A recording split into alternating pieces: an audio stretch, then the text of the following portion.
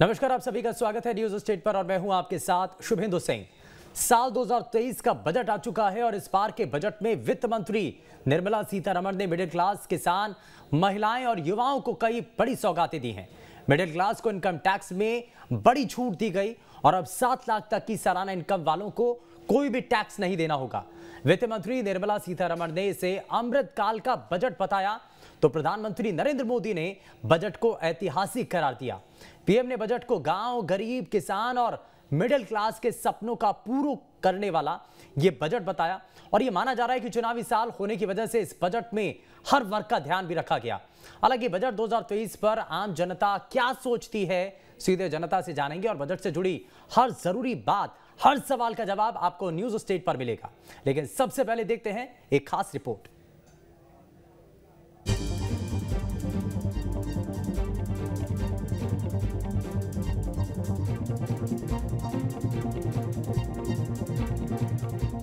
वित्त मंत्री निर्मला सीतारमण ने साल 2023 का बजट पेश कर दिया है।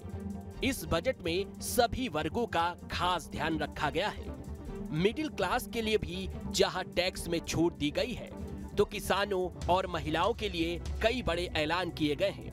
वहीं युवाओं के भविष्य को देखते हुए उनके लिए भी कई ऐलान किए गए हैं। वित्त मंत्री निर्मला सीतारमण ने इस बजट को अमृतकाल का बजट बताया है। साल 2023 के बजट की 10 बड़ी बातें जाने तो इनकम टैक्स में सबसे बड़ा बदलाव, 7 लाख तक की आय पर कोई टैक्स नहीं।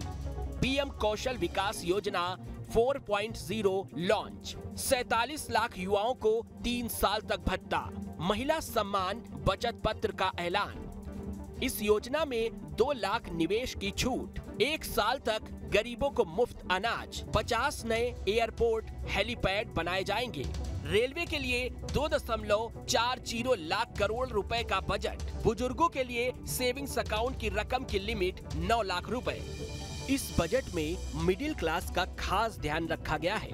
अब 7 लाख रुपए तक की सालाना कमाई पर कोई टैक्स नहीं देना होगा। अभी तक ये सीमा 5 लाख रुपए थी। इसके साथ इनकम टैक्स स्लैब में भी बदलाव किया गया है। 3 लाख तक सालाना कमाई वालों को कोई टैक्स नहीं देना होगा। 3 से 6 लाख तक की कमाई वालों को 5% टैक्स देना होगा। 6 से 9 लाख 10% टैक्स, 9 से 12 लाख 15% टैक्स, 12 से 15 लाख 20% टैक्स, 15 लाख से ऊपर की इनकम पर 30% टैक्स देना होगा। वित्त मंत्री निर्मला सीतारमण ने बजट 2023 को भारतीय अर्थव्यवस्था का चमकता सितारा बताया है।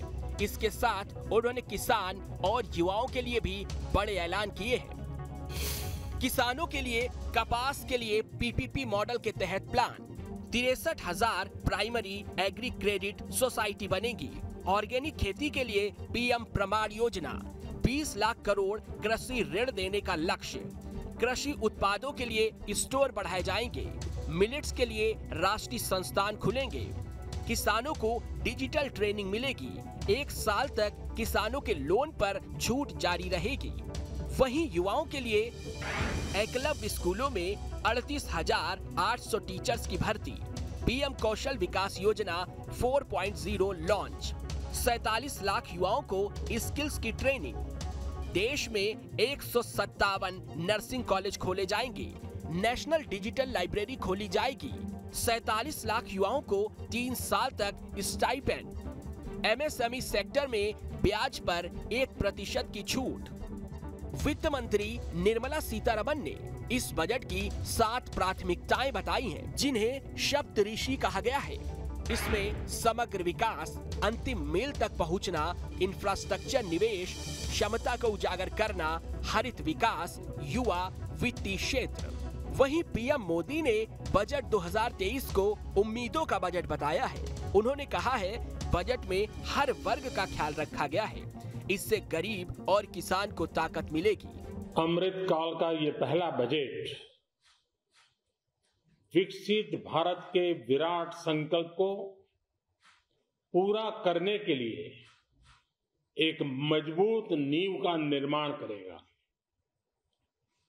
ये बजट वंचितों को वरीयता देता है, ये बजट आज की एस्पिरेशनल सोसाइटी, गांव, गरीब, किसान, मध्यम वर्ग सभी के सपनों को पूरा करेगा। चुनावी साल से पहले मोदी सरकार का ये बजट खास बताया जा रहा है। हालांकि ये देखना होगा आम जनता को इससे कितना लाभ मिलता है। Team news state. तो भारत का ये आम बजट है और आम बजट को समझने के लिए एक खास पैनल की जरूरत भी है और इसीलिए हमारे साथ एक खास और बड़ा पैनल कार्यक्रम में जुड़ चुका है। लेकिन सबसे पहले आपको मिलवा देते हैं उनसे। हमारे साथ टैक्स एक्सपर्ट धर्म सिंह कार्यक्रम में जुड़ चुके हैं, व्यापारी आशीष वैश्य हमारे साथ कार्यक्रम में हैं, किसान नेता शिव कुमार शर्मा जी हमारे साथ कार्यक्रम में जुड़ चुके हैं, भारतीय जनता पार्टी से प्रवक्ता ब्रज गोपाल लोहिया जी कार्यक्रम में हैं और कांग्रेस पार्टी से नेता डॉक्टर जेपी श्रीवास्तव जी कार्यक्रम में जुड़ चुके हैं। सभी का बहुत स्वागत है। लेकिन शुरुआत टैक्स एक्सपर्ट धर्म सिंह जी के साथ ही कर रहा हूं।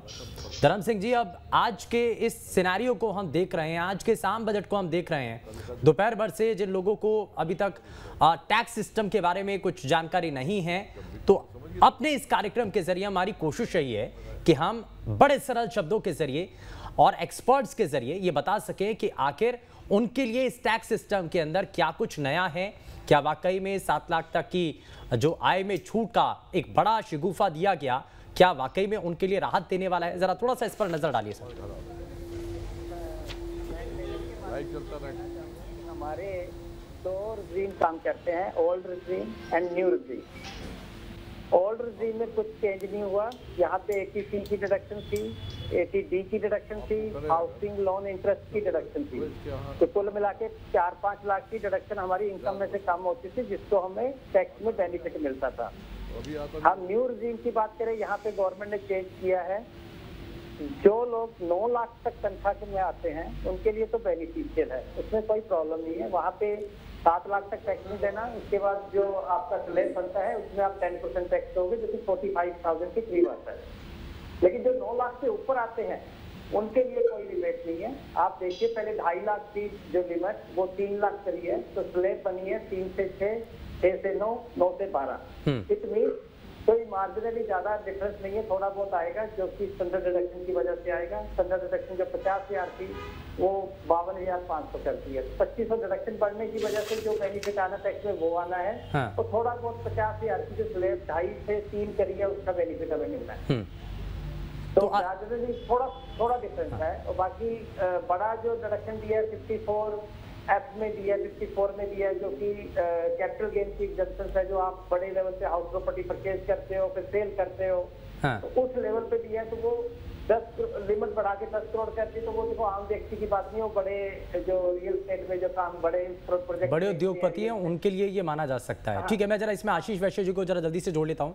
आशीष जी, हमने दोपहर में भी चर्चा की थी और बहुत सारे एस्पेक्ट पर हमने बात भी की थी, लेकिन कुल मिलाकर के अब ओवरऑल, क्योंकि हमने अब सभी पहलुओं को देख भी लिया है, समझ भी लिया है, अब इसमें हम कुल मिलाकर के कहें असेसमेंट अगर किया जाए तो अब इसको हम क्या बता सकते हैं? क्या वाकई में ये मध्यम वर्गीय लोगों के लिए अच्छा बजट है, बहुत किफायती बजट है, और खास करके 2023-24 के लिए? देखिए, मैं आपको बताऊं, ये जो बजट है ये 1 साल का बजट न होके ये कई सालों का बजट है। क्योंकि इसमें रोजगार का निर्माण जो मुझे नजर आ रहा है, और जो सबसे बड़ी चीज है इंफ्रास्ट्रक्चर का निर्माण नजर आ रहा है। अभी तक एक परंपरा चली आई है कि चुनावी वर्ष में फ्रीबीज बांटने का बजट होता है कि इसको ये बांट दो, इसको ये बांट दो, इसको ये खुश कर दो। उससे इकोनॉमी का भला नहीं होता, देश का भला नहीं होता, एक पार्टी का आमतौर पर भला हो जाता है। पर इस बजट में अगर आप देखेंगे तो रेलवे के लिए 2,40,000 करोड़ रुपए का आउटले रखा है। जब ये 2,40,000 करोड़ रुपए रेलवे के खर्च में आएंगे तो ये आम जनता के पास आएगा ये पैसा, क्योंकि इससे लोहा खरीदा जाएगा, इससे सीमेंट खरीदा जाएगा, फैक्ट्रियों का निर्माण बढ़ेगा, मजदूरी बढ़ेगी। इसी प्रकार अगर हम एमएसएमई को देखें तो एमएसएमई को 2 लाख करोड़ का कोलेट्रल फ्री लोन दिया गया है। अब अगर एमएसएमई ये लोन लेगी तो उससे उद्योगों का निर्माण होगा, फिर उसके बाद फिर इंफ्रास्ट्रक्चर का निर्माण होगा, रोजगार का निर्माण होगा। हमको एक बात स्पष्ट तौर पे समझ लेनी चाहिए कि आज की तारीख में कोई भी सरकार किसी भी पार्टी की हो सरकारी नौकरी नहीं दे सकती है। ठीक है। तो जब सरकारी नौकरी नहीं दी जा सकती है तो सरकार का काम है कि नौकरी की अपॉर्चुनिटीज क्रिएट करना, और ये बजट एक नौकरी की अपॉर्चुनिटी क्रिएट करने वाला बजट है। ठीक है, इसमें जितने भी खर्चे किए गए हैं उनके मल्टीपल इफेक्ट आने वाले हैं आगे। ठीक है, लेकिन हम दो चीजों को समझते हैं सर, यहाँ पर दो चीजें हैं, बेसिक हैं अर्थव्यवस्था को मजबूत करने के लिए, खास करके भारत की। एक किसानी का क्षेत्र है और दूसरा है इंडस्ट्रीज। इंडस्ट्रीज के लिए तो बहुत कुछ हमने चर्चा भी कर ली, जिसके बारे में आप बता भी रहे हैं, लेकिन किसानों के लिए ऐसा क्या हुआ है जो बड़ा फोकस किया जाना चाहिए था और वाकई में हुआ भी है या कुछ छूट गया है? नहीं, देखिए साहब, मैं आपको बताऊं, किसानों के लिए हमको सबसे पहले ये समझना पड़ेगा कि अगर आप सब्सिडी वाली दुनिया में चलेंगे तो किसानों का भला नहीं होता, उससे ब्लैक मार्केटिंग होती है। आप यूरिया सस्ती रेट में देते हैं, कंट्रोल की दुकान पे वो महंगी रेट पे बिक जाता है। तो किसानों को ये सब देना, सब्सिडी देना एक आई वॉश होता है। किसानों को जो चाहिए वो चाहिए अपग्रेडेशन इन टेक्नोलॉजी, खेत से उपज को बढ़ाना और खेती से रेटों को बढ़ाना। जो टमाटर हम 10 रुपए किलो का उगाते हैं खेत में, उसको कैसे 15 रुपए किलो का किया जा सके, क्वालिटी अपग्रेड करके या क्वांटिटी बढ़ा के। तो इस बजट में अगर आप देखेंगे तो हॉर्टिकल्चर पे बहुत ज्यादा ध्यान दिया गया है और ये समय भी आ गया है कि हम पारंपरिक खेती से हटके हॉर्टिकल्चर की खेती पे जाएं, जहां वैल्यू एडिशन हो, किसान की इनकम, यानी कि किसान को तकनीकों का इस्तेमाल करना आना चाहिए। सरकार को कुछ ऐसे प्रावधान करने चाहिए ताकि तकनीकों का इस्तेमाल कर किसान जो अपनी खेती को बढ़ावा दे सके। मैं जरा जल्दी से इसमें शिव कुमार शर्मा जी से एक रिएक्शन ले रहा हूं। शिव कुमार जी, आपके लिहाज से ये बजट कैसा रहा है? एक्सपर्ट्स तो बता रहे हैं कि ना सिर्फ इंडस्ट्रीज के लिए बल्कि किसानों के लिए भी बहुत कुछ किया गया, लेकिन आपको क्या महसूस हो रहा है? आपको लग रहा है कि आपके लिए कुछ हुआ इसमें? लेट हो रहे हैं, क्या बात है? शिव कुमार जी,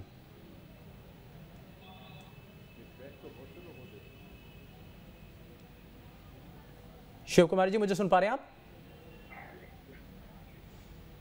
चलिए ठीक है, मैं वापस लौटता हूं शिव कुमार जी, लेकिन जरा आप एक रिएक्शन ले लेते हैं। इसमें बहुत सारे सवाल उठाए गए, लेकिन डॉक्टर जेपी श्रीवास्तव जी, आपको क्या लग रहा है कि बड़ा लोक लुभावन है? इससे पहले रिएक्शंस भी हम दिखा रहे थे, मध्य प्रदेश के कई नेताओं के हमने रिएक्शंस भी दिखाए, कांग्रेस पार्टी के नेताओं का हमने जवाब भी दिखाया, बयान भी दिखाया।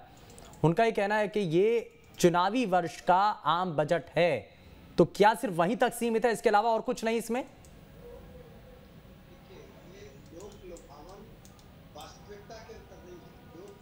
दिख रहा है, दिखाया जा रहा है। देखिए, जो इन्होंने 7 लाख रुपए इनकम टैक्स की छूट करने की बात की, उसमें इस बात पे गौर किया जाए कि नए टैक्स व्यवस्था के लिए है, पुरानी टैक्स व्यवस्था वाला लागू ले रहे हैं उनके लिए नहीं है। इसमें LIC की छूट नहीं है, इसमें लोन ब्याज की छूट नहीं है। तो ये 7 लाख की जो बात है, ये मात्र दिखावे की बात लग रही है, क्योंकि वास्तव में 7 लाख की छूट देना थी बजट में। तो नई व्यवस्था, टैक्स व्यवस्था, पुरानी टैक्स व्यवस्था का ये मुद्दा क्यों रखना?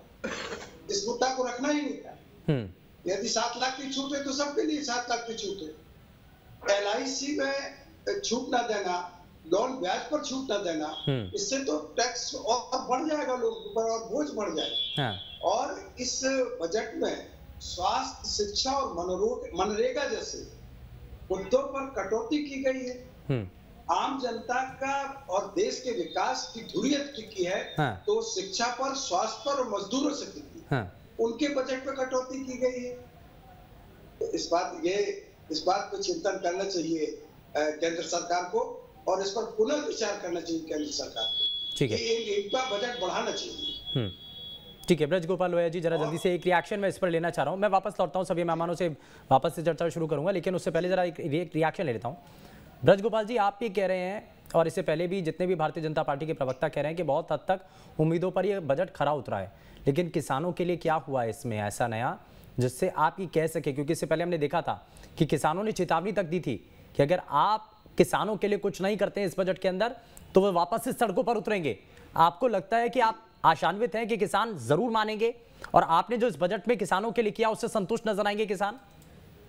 देखिए, 2 बातें हैं लोकेश जी। शुभेंदु बात कर रहा हूं। बजट है, ये देश का बजट, और बजट में किसान अकेले नहीं, गांव और गरीब को भी प्राथमिकता दी गई है, किसान को भी दी गई। और सबसे खास बात जो माननीय प्रधानमंत्री जी ने कहा है कि ये वंचितों को वरीयता देने वाला बजट। यदि गांव में ग्रामीण विकास के लिए पैसा जा रहा है, इनडायरेक्टली वो भी किसान के पास जाता है। किसान को उसकी तकनीकी उन्नयन करना, ये भी सरकार का फोकस है। सरकार का इसमें भी फोकस है कि किसान उद्यानिकी की तरफ जाए। किसान का इसमें भी, सरकार का ये भी फोकस है कि बागवानी की तरफ जाए। सरकार का ये भी फोकस है कि जैविक खेती की तरफ जाए। किस तरह उसके खर्चे घटे, किस तरह वो रासायनिक खाद से दूर हो, किस तरह वो पेस्टिसाइड कंपनियों के जाल में ना फंसे, ये सब भी सरकार ने इस बजट में प्रावधान किया है। तो ये सर्वसमावेशी बजट है और इसमें जितनी चिंता किसान की है, उतनी चिंता नौजवान की है, उतनी ही चिंता व्यापारी की है, उतनी चिंता मध्यम वर्ग की है। विपक्ष तो आरोप लगा रहा है सिर्फ चिंता तो चुनावों की गई है इसमें। नहीं, देखिए कहाँ के हम चुनाव को केंद्र में रखते, कभी बजट नहीं आया। 2014 से आज तक के आप सारे बजट देख लीजिए। देश और देशवासियों को सेंट्रल में रखकर फिर हम बजट की बात करते हैं। नरेंद्र मोदी जी की सरकार में आप कोई बजट ऐसा नहीं बता पाएंगे। यदि बुनियादी ढांचा बन रहा है, एक देश में रोड बन रहे हैं, 2,40,000 करोड़ रेलवे को दिए जा रहे हैं, 50 एयरपोर्ट और हेलीपैड की बात हो रही है, जगह जगह पोर्ट्स बनाने की बात हो रही है और उसके माध्यम से मछली पालन की भी चर्चा हो रही है। तो ये देखिए, ये सारे तरफ काम करने वाला बजट है, चाहे नौजवान हो, चाहे महिलाएं हो। शिव कुमार शर्मा जी को जरा जल्दी से जोड़ लेता हूं, एक रिएक्शन उनसे भी ले लेता हूं। शिव कुमार शर्मा जी, मुझे सुन पा रहे हैं आप? और मेरा सवाल आपसे सर ये है कि किसानों के लिए बहुत सारे वादे तो कर दिए गए हैं, लेकिन आपको लगता है कि उन वादों को पूरा किया जा सकेगा? और जो एक बड़ी राशि किसानों के लिए अलग से आवंटित की गई है, उस राशि से संतुष्ट हैं किसान?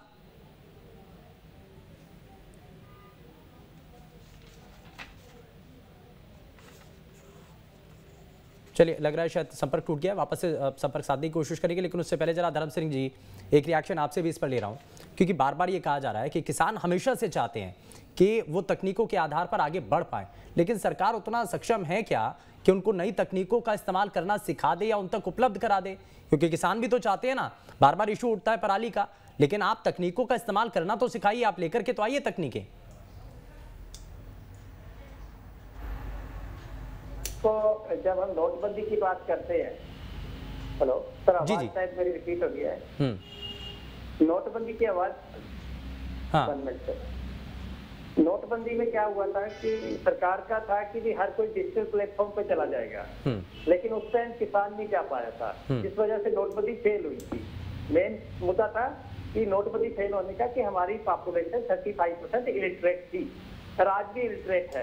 एक किसान को बोलोगे भाई तू ट्रैक्टर ऐसे चला के ऐसे खेती करेगा, तो वो कैसे करेगा? वो तकनीक नहीं अडॉप्ट करेगा, वो अपनी तकनीक अडॉप्ट करेगा। पराली की बात करी आपने, पराली चलाने के लिए किसान मजबूर था, क्योंकि सरकार की तरफ से वो इंफ्रास्ट्रक्चर डेवलप नहीं किया गया, वो ट्रैक्टर नहीं दिए गए उनको, वो साधन नहीं दिए गए, जिसकी सर पराली का जिक्र मैंने उदाहरण के तौर पर किया है कि तकनीकों का इस्तेमाल अभी तक किसान नहीं कर पा रहे हैं, जिसका खामियाजा किसानों को ही भुगतना पड़ता है, उनके खिलाफ मुकदमे तक दर्ज हो जाते हैं। सर मुकदमे दर्ज जरूर होते हैं, लेकिन किसान उतना समझ नहीं है उसको कि ये आर्टिफिशियल इंटेलिजेंस ही वो समझ पाएगा।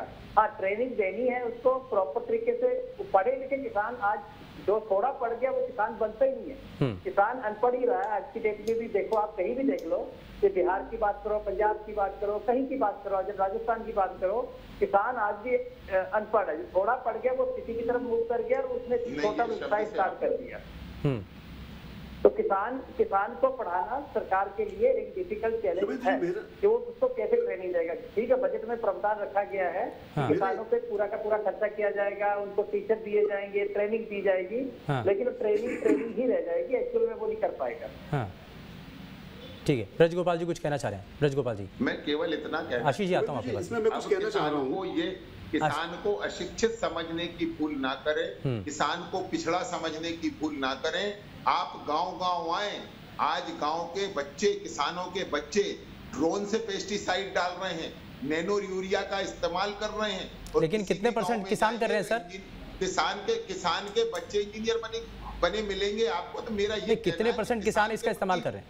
मैं ये कहना चाहता हूँ कि किसान को कृपया अशिक्षित घोषित करने की कोशिश ना करें। मेरा बड़ा छोटा सा आपत्ति है, आज किसान शिक्षित है, आज किसान के पास साधन है, और उसको कैसे लाभकारी बदलना है ये सरकार की जिम्मेवारी है, जो सरकार कर रही है। ठीक है, चलिए जरा जबलपुर का रुख कर लेते हैं। जबलपुर से हमारे संवाददाता दुर्गेश हमारे साथ जुड़ चुके हैं। लोगों का रिएक्शन क्या है, जरा वो भी अपने इस कार्यक्रम के जरिए पहुंचाते हैं। जरा जल्दी से एक रिएक्शन दुर्गेश, इस बजट से पहले बहुत सारे लोगों की उम्मीदें थी इस बजट को लेकर के, लेकिन अब बजट की पूरी स्थिति साफ हो चुकी है। बजट में क्या है वो सभी के सामने आ चुका है और उसका पूरा विश्लेषण भी न्यूज़ स्टेट की टीम करके दिखा रही है। लेकिन लोगों का रिएक्शन क्या है, लोग क्या कह रहे हैं कि बजट वाकई में कैसा उनको लगा है? बिल्कुल, देखिए केंद्र सरकार के बजट आ चुका है और इस बजट में जो मध्यम वर्ग सबसे ज्यादा उम्मीदें लगाए बैठा था टैक्स स्लैब में कितना परिवर्तन होता है, तो उसमें बड़ा परिवर्तन सरकार ने किया है। लिहाजा ये मध्यम वर्ग के लिए तो एक राहत भरी खबर है। और हम दिन भर से जब रिएक्शन ले रहे हैं तमाम विशेषज्ञों के भी लिए जो बजट को समझते हैं, जिन्होंने बजट को सुना, तो उनका भी यही मिला जुला बयान ये था कि टैक्स स्लैब में एक बड़ा परिवर्तन सरकार ने किया है, जिसकी उम्मीद तमाम जनता लगाकर बैठी थी, क्योंकि 5 लाख के 7 लाख कर दिया है। हमारे साथ कुछ लोग मौजूद हैं, उनसे चर्चा करेंगे। एक बड़ा परिवर्तन सरकार ने कहीं कहीं टैक्स लेकर किया है। ये मध्यम वर्गीय परिवार के लिए बहुत अच्छी जो ने टैक्स में कमी करी है। जो 5 लाख तक जो टैक्स जमा कर छूट दी थी उसको 7 तक बढ़ाई है। ये बहुत अच्छा मध्यम वर्ग परिवार और गरीब परिवार के लिए राहत का काम है। और अगर देखा जाए तो स्किल इंडिया डिजिटल प्रोग्राम के तहत ऐसे ट्रेनिंग सेंटर खोले जाएंगे जहाँ पे युवा जो है वो ट्रेनिंग ले सकेंगे। और इसमें जो है कि 3 साल तक युवाओं को भत्ता मिलेगा। और अगर देखा जाए तो छोटी छोटी चीजों के लिए कि जो घर में जो वाद विवाद की पैदा होती थी, जैसे सिगरेट को लेकर, शराब को लेकर, ये सब चीजें महंगी करी है सरकार ने। तो ये कहीं ना कहीं देखा जाए तो बजट एकदम बहुत राहत भरा बजट है। और सस्ते करने की, जैसे आज हम देखें, जैसे भी कोई भी जो स्कूलों में जैसे आजकल लोग ऑनलाइन क्लासेस लेते हैं तो मोबाइल सस्ता हो रहा है। जो आजकल के युवाओं के लिए इलेक्ट्रॉनिक जो चीजें वो सस्ती हुई है। तो ये जो बजट है काफी राहत भरा बजट है। और ये जो बजट है इसका पूरा फायदा जो मध्यम वर्गीय गरीब परिवार के ऊपर जाए। बिल्कुल, तो निश्चित तौर पर हम सुन रहे हैं। भाई साहब, आपसे जानना चाहेंगे किस तरह से बजट से दिखते हैं?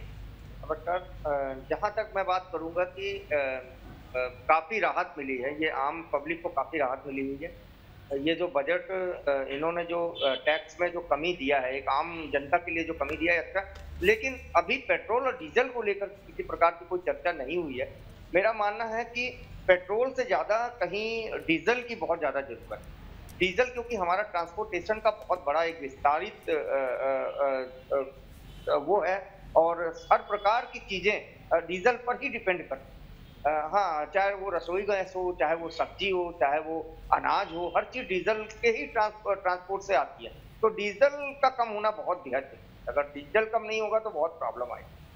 तो निश्चित तौर पर देखिए मिलीजुली प्रतिक्रिया हमें लोगों से के सामने आ रही है, क्योंकि किसी का कहना है कि टैक्स स्लैब में जो परिवर्तन किया है वो बेहद राहत भरा है। बिल्कुल, मैन्युफैक्चरिंग को लेकर, जो उत्पादन को लेकर, एमएसएमई पर जो सरकार ने फोकस किया है वो बहुत जरूरी था।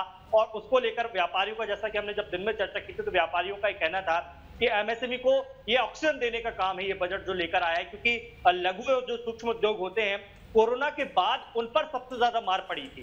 तो उन्हें उभारने के लिए सरकार का ये जो प्रावधान किया गया है ये बहुत अच्छा प्रावधान है। निश्चित तौर पर ये मिला जुला असर, हमें इसका मिला जुली जो प्रतिक्रिया है बजट को लेकर आ रही है। लेकिन ओवरऑल हम ये कहें कि जो जिसका देखिए बजट बहुत विस्तारित होता है, बहुत विस्तारित चीजें छोटी छोटी होती हैं जो आम आदमी के समझ से परे होती हैं। लेकिन आम आदमी एक बात बहुत अच्छे से समझता है कि उसे टैक्स को लेकर कितना सरकार ने, बिल्कुल, और इसीलिए सबकी निगाहें इसी पर आकर के टिक जाती हैं कि टैक्स स्लैब में क्या बदलाव हुआ है। बहुत शुक्रिया दुर्गेश इस पर जानकारी देने के लिए। लेकिन सभी खास मेहमान हमारे साथ अभी भी कार्यक्रम में बने हुए हैं और टैक्स को लेकर के, टैक्सेशन को लेकर के बहुत सारे ऐसे पहलू हैं जो कि आपके लिए बड़े जरूरी हैं। छोटा सी ब्रेक के लिए यहाँ रुक रहे हैं, ब्रेक के उस पार वापस से चर्चा करेंगे तो समझने की कोशिश करेंगे कि क्या और भी ज्यादा सिंप्लीफाई करने की जरूरत थी टैक्सेशन में। छोटा सा ब्रेक, जल्द लौट रहे हैं।